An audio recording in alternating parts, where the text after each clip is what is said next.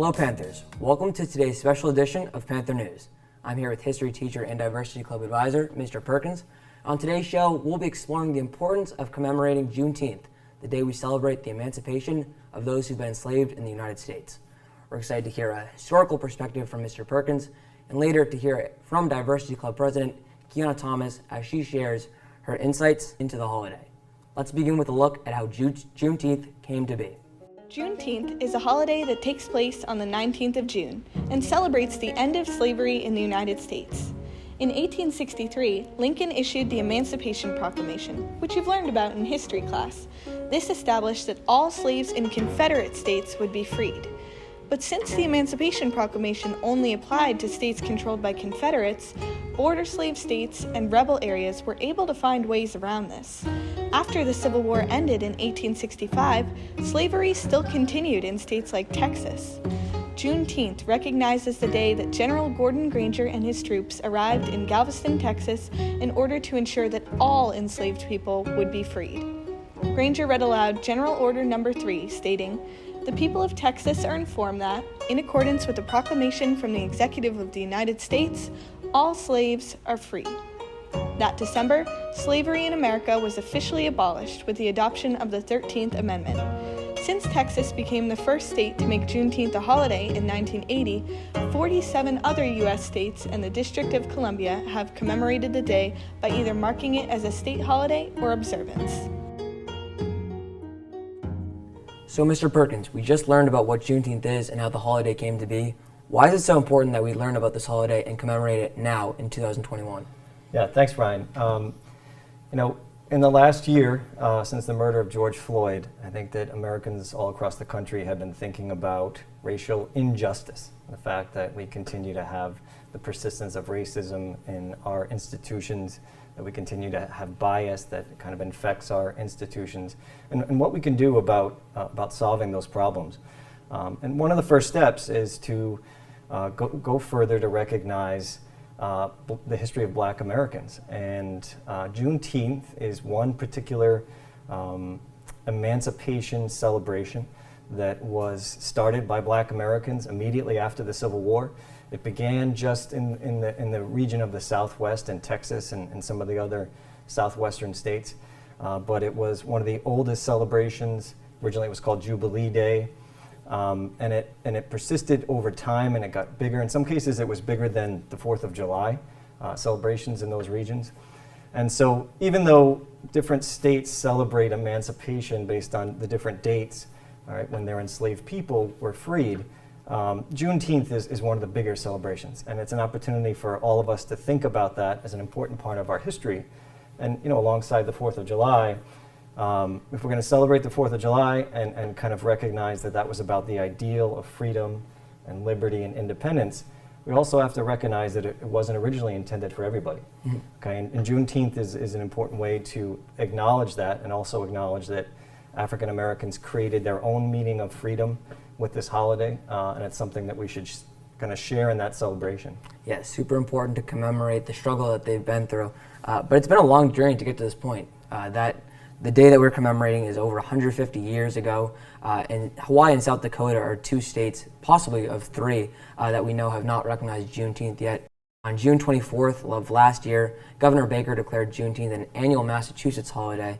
I think it's an important step that Massachusetts has chosen to recognize this, that Governor Baker has decided to make it a state holiday, and that it was originally recognized by Deval Patrick, our first African-American governor, I think in 2007. So these are important steps.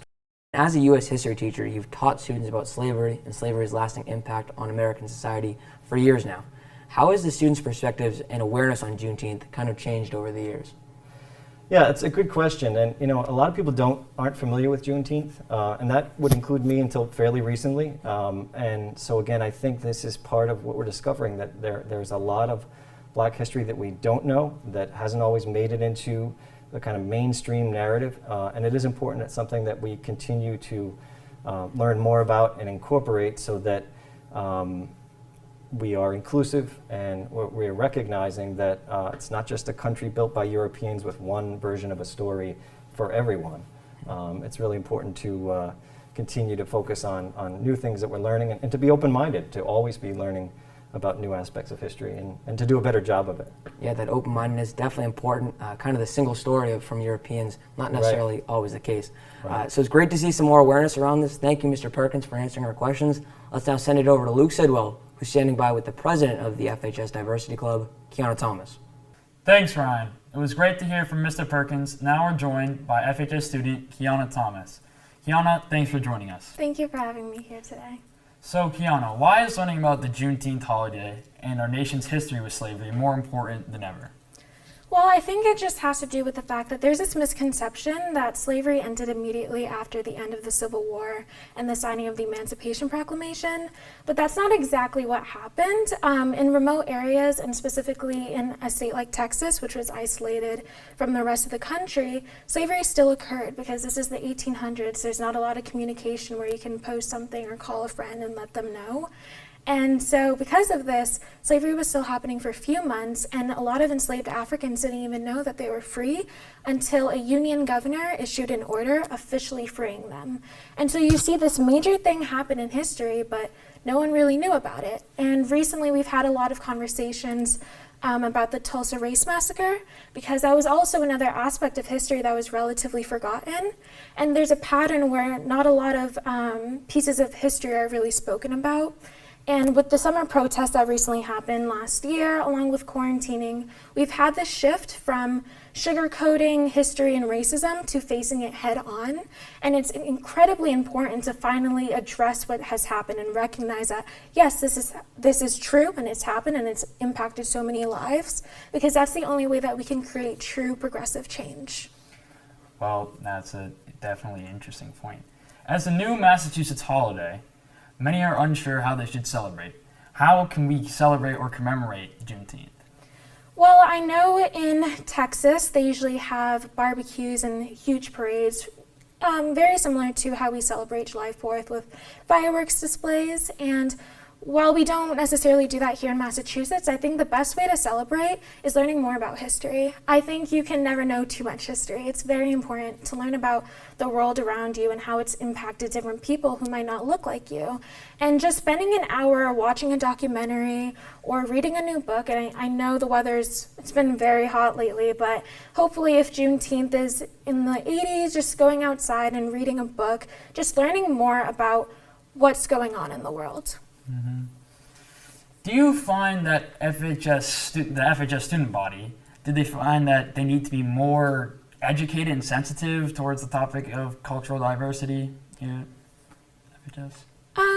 I think I wouldn't limit it just to the FHS student body. I think the reality is we live in a racist society, and personally I don't think that there's any denying in that, just because it starts at a young age where we watch TV shows where the Asian American character is always perceived as one certain way, or even when we all think about what does an ideal American family look like, we all visualize, including myself, a 4-member family, and they're all white in a suburban area, blonde hair, blue eyes, white picket fence. That's what we always think of when we are asked, what does an ideal American family look like? And this is due to that implicit bias where we're constantly fed these subtle messages that tell us, okay, this is what civilization is, this is what's right, and this is what's wrong. And that causes us to just have these thoughts without even thinking about it when we may see someone and we think, I don't think they belong here. So I think we all have a lot of work to do. It's not just about not being racist. It's about actively being anti-racist. And so I think we all have a lot more room to grow, and just having these conversations is the first step that brings us there. Obviously, you mentioned your point of view here. If you could give a grade to FHS, what would that be? I would give FHS a B+. I really do appreciate the administration at our school, especially Dr. Hearn, our superintendent. She recently started a diversity, equity, and inclusion committee.